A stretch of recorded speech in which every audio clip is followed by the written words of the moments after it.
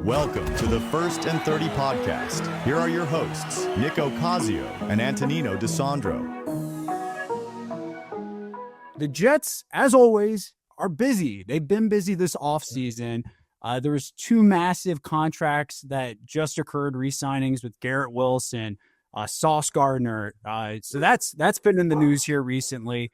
But we also have just all this movement with the quarterback position. So I really just want to know, Brent, what's the outlook on this offseason? What's the vibe in Gangrene Land and with the Jets fans on what they've been doing?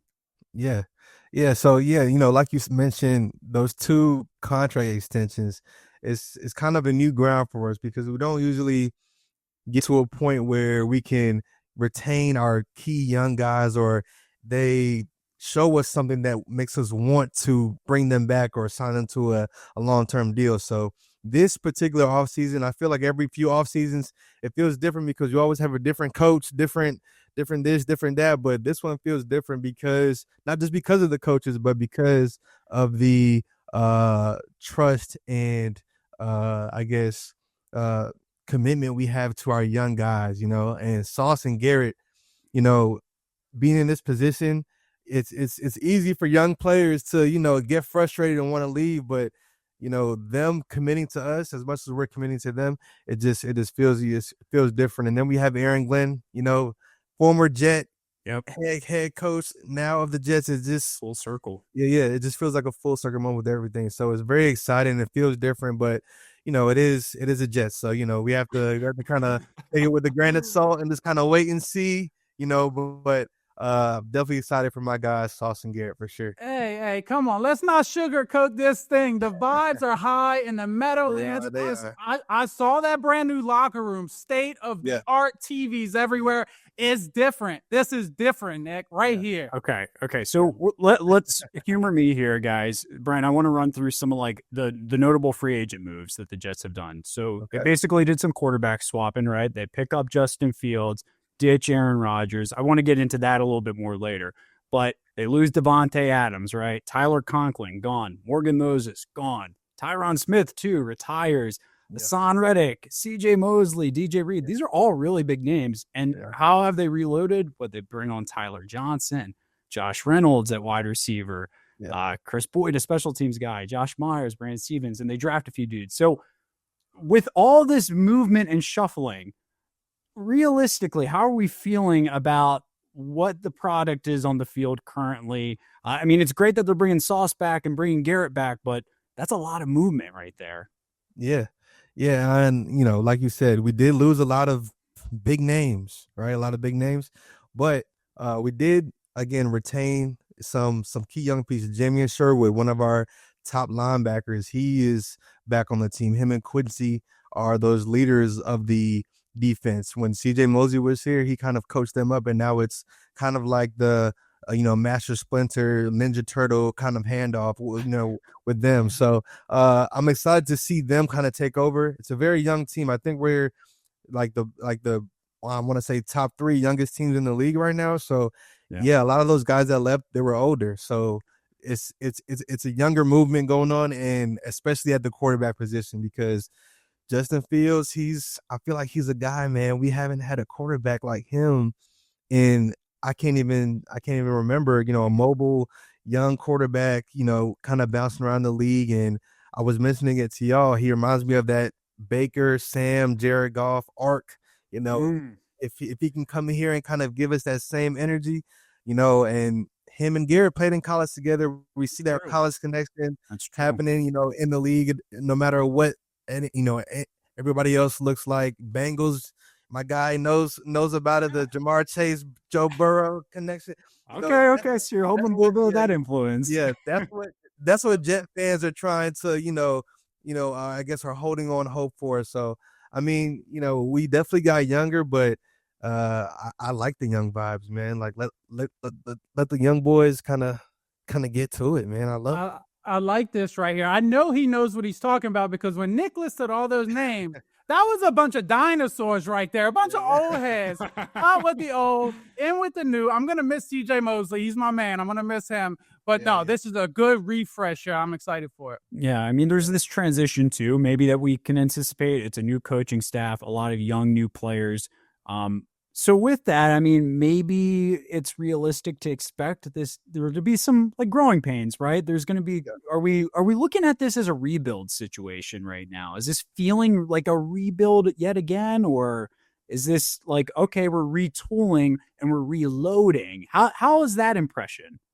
Yeah, I honestly, because I've been a part of a lot of rebuilds, all right, and the rebuilds usually start in the draft, and they with the drafting the quarterback and things like that. This is more of a restart, right? This is more of a restart. Us adding a vet quarterback around the already kind of young vets we have on the team. Zach Wilson, that was a rebuild, right? That whole situation was a rebuild. Yeah. And again, it's crazy because I wanted Justin Fields that draft, and we have him now, so it's like I guess it's all good, but I wouldn't look at it as a rebuild right now, man, because the guys on the team, man, they've been in the league for a good 3-4 years and more. So we have the leaders that are on the team, and Aaron Glenn, I feel like he's the guy that kind of pulled this thing together. So yeah. Okay. Yeah. You vibing with that too, Antonino? Like that sentiment that this is a restart, a fresh start. We're not rebuilding this thing. We're just, bringing some new pieces, and we're going to win more than 5 games this year. I'm used to restarts. You remember when I was a kid, I played N64, and when I wanted to restart, I used to just turn that thing off and go throw it back in there, and that's a restart, try to get back to where you're trying to get to go faster, So I like it. It's a restart, not a rebuild. I'm with it. Okay. Yeah. Okay, so we have some higher expectations. This isn't a retooling. I mean, you mentioned too just around this coaching staff, and I want to touch on this really quickly too. Aaron Glenn comes in as the head coach. One of these full circle moments, as you alluded to, a former player. He was the D coordinator over at Detroit. We saw his defense kind of fall apart in the playoffs, but we'll give him the benefit of the doubt. A lot of injuries on that defensive side for Detroit. Yeah. Offensive coordinator Tanner Ingerstrand and D coordinator Steve Wilks. We've seen success with Wilks in San Fran. So just real quick, what are you feeling about with this coaching staff? I mean, there was high hopes with Saleh. That didn't pan out, but more higher expectations, it seems like, with Aaron Glenn. Yeah, no, for sure. I trust Aaron Glenn with, the relationships he has with, these people that he brought on. Steve Wilks, he's a known, commendable defensive coordinator in the league. He's proven to us that he can take on a defense and make them elite. With Tanner Engstrand, Aaron Glenn was literally just in the same locker room as him. So it's a lot of, familiarity there. So I trust, the pieces he's put together, and the other people he's brought on. Chris Banjo, former player, special teams coach. Yeah. He's somebody that, I feel like a lot of players are going to kind of gravitate towards. So when I look at this staff, I see a player staff. I don't see an X and O's type of staff. It's a very player friendly staff. And for a young team, I think that's what you need. Yeah, it's kind of giving me that Detroit vibe. Maybe you're bringing that Detroit culture from Dan Campbell. Hope to have that hard ass mentality, but we care for the player too, like type of deal. So that can really reinvigorate a locker room and a culture. Hopefully. Yeah, I mean, Detroit made it look easy all last year. You get the passing game coordinator; they're throwing all over the yard. So I mean, that can only be good things, right? Right. One would think. Okay, all right, Brent. I want us to hop into second down now, and maybe make this a little bit more forward focused, and also just kind of reflecting on this QB situation. We've heard it before, man. The story that we've always heard: the Jets have a new QB, and there's always excitement when the Jets get a new QB because things seem to fizzle out really quick when a guy's in there. So it's like, we need a fresh face. So I am curious, what's the sentiment on Aaron Rodgers and his legacy now that he's officially out the door? I mean, it's a tumultuous up and down roller coaster that you as a Jets fan probably had to experience from first snap, three plays in, torn Achilles, walking out with the American flag. High expectations last season. They were over under 9.5 games. Didn't even sniff close to that with this Rodgers team. So talk me through that legacy real quick. Yeah, man, bringing up that American flag into I just got PTSD a little bit. I'm sorry. No, it's okay. Like, what okay. legacy? Yeah. It's okay. That game was so emotional, man. I was like, I remember I was watching it with somebody. They're like, "Oh yeah, Aaron Rodgers will come back." I said, "No, he's done." But I'm glad he was able to at least come back and play most of the games last year. Yeah. I mean, it's Aaron Rodgers. It's like, okay, it's cool to have Aaron Rodgers on your team, but then we got Devontae Adams. We tried to put our best foot forward. It just didn't work out. But as far as Aaron Rodgers' legacy, I guess he still finished top 12 in the league. It's not like he was this is the worst season of ever, but I guess it was cool to see Aaron Rodgers in his Jets jersey, just like it was cool to see Brent Favre in the Jets jersey in 2009. It's same vibes. But yeah, I mean, honestly, it's clearly I wish you won more games, but I hope this last season for him is amazing outside of week 1 and he just kind of this kind of ends it on a okay or to good note, but I'm forward thinking. I'm thinking about this young vet we got, Justin Fields. Man, he's a dog and he's coming in with a chip on his shoulder. Man, that's what I want. What do you think about Fields, Antonino? I have been riding this horse all off season that I'm on the bandwagon. Justin Fields, the guy's only 26 years old. He was stuck in like purgatory with the Bears. Like, he's got to just be put in the right system. And not only that, at Pittsburgh, he started the year off strong. It was not his fault that he got benched when Russell Wilson got healthy again. No fault of his own. So the guy has the talent, and now the table's set. He has all the right coaches. He's young. I think this is it. All those fantasy owners out there, listen up. I know, Nick, you're all about fantasy. I hope you're listening. Justin Fields, big year. Oh yeah. Well, okay. I don't mean to pivot too much here either, but Brent, I did want to pick your brain. There was some rumors, I think shortly after the season ended too, around Woody Johnson's son, Brick Johnson, having kind of like an influence into the GM, the Jets' decision-making. Joe Douglas, I think, even came out saying he was answering to a teenager. Now, we don't know for sure if he was pointing that at Brick Johnson or just, being facetious and calling Woody Johnson a teenager. But what's kind of the reality and the truth to this? I mean, I know you're so plugged into the Jets stuff. Was there actually some validity of truth to Brick Johnson influencing roster moves? Honestly, when Joe Douglas said he was answering to a teenager, I totally believed him because I feel like Woody had his son in there a lot. He had his son in the room a lot, and when multiple coaches come out and say these things, it's very it's hard not to believe here, right? And there was also rumors about Woody Johnson, making roster moves based on Madden ratings as well, and it's like when you hear that stuff, it's like, wow, like it's no way that's true. But when you look at how the season kind of played out and how decisions were being made, rash decisions at that, it's like, I actually believe that this stuff is going on. And I know some people in New York that actually some younger guys that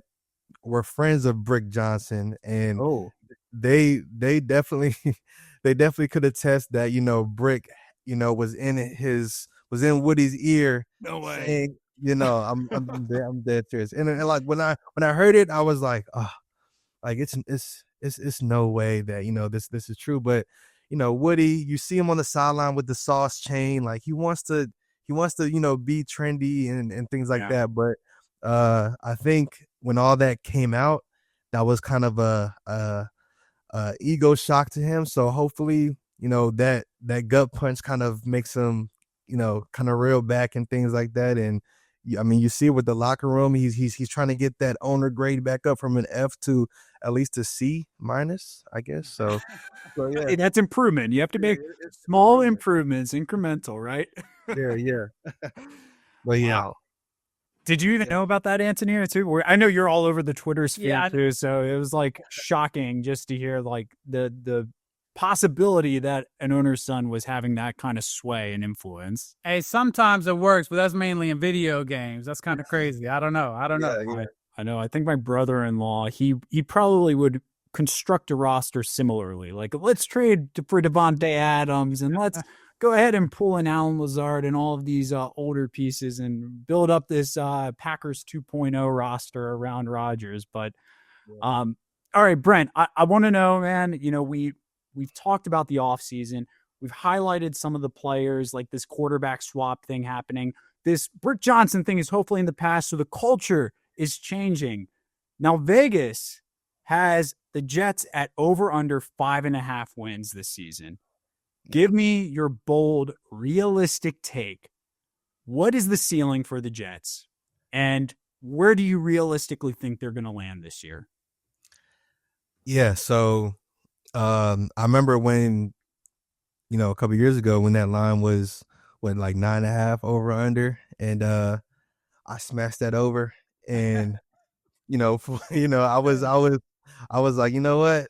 There's no way I'm taking the over again, but 5.5 and a half, 5.5 that's just a little, that's way too low in my opinion, for a team that nobody has seen play together yet. Right. Maybe if you had the same team, Aaron Rodgers is back, then it would be like, okay, 5.5, you can kind of play with that. But Justin Fields was 4-2 last year as a starting quarterback with not as much weapons as he has now, in my opinion. Not as good of an O-line as he has now. So, yeah, 5.5, I'm smashing that over easily. Really? So where do you think? Give me a prediction here. How many wins? Yeah. So my ceiling for this season, honestly, the highest we can get to out of a good off season. Good. We finished games, and our offensive coordinator he's drawing up things. He learned things from Ben Johnson, and he brings it over. I'm gonna say 10-7. Whoa! Okay. I mean, I took a sneak peek at this schedule before we got on. I saw 8 wins. Eight wins that could easily go up. The Dolphins are gonna have a down year. I'm calling that right now. It's wide open. The Jets are here.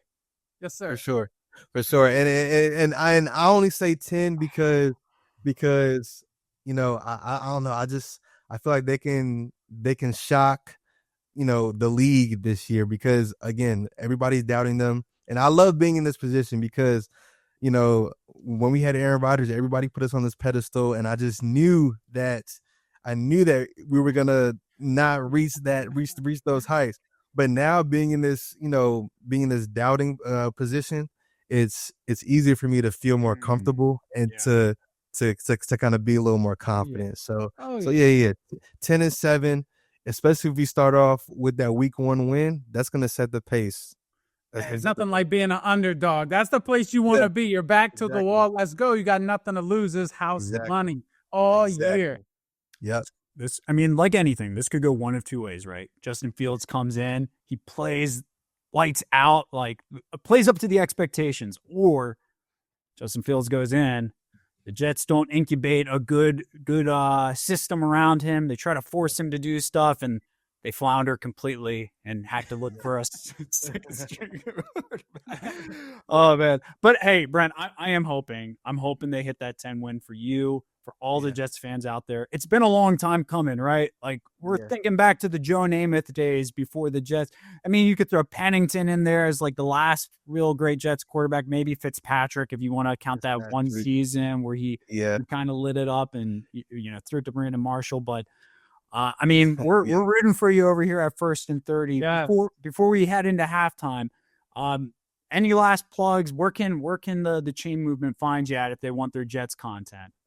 Yeah. So you can find me at on Instagram at takeflight_today, TikTok at the Jet Set, and yeah, I just post good content. I try to make my own graphics, my own highlight videos and things like that.